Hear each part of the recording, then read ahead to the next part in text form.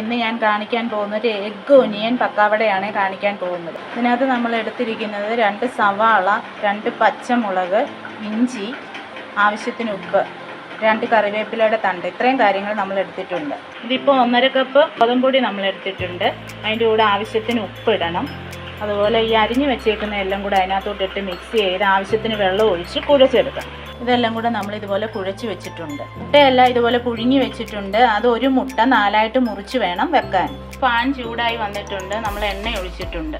കയ്യിൽ ഇച്ചിരി വെള്ളം പുരട്ടിയിട്ട് ഇതെടുത്ത് ഇങ്ങനെ വെച്ചിട്ട് ഒരു മുട്ട എടുത്ത് അതിൻ്റെ അകത്ത് വെച്ചിട്ട് ഇതുപോലെ മടക്കി നമ്മൾ ഓരോന്നും എടുത്ത് വറുത്തെടുക്കണം.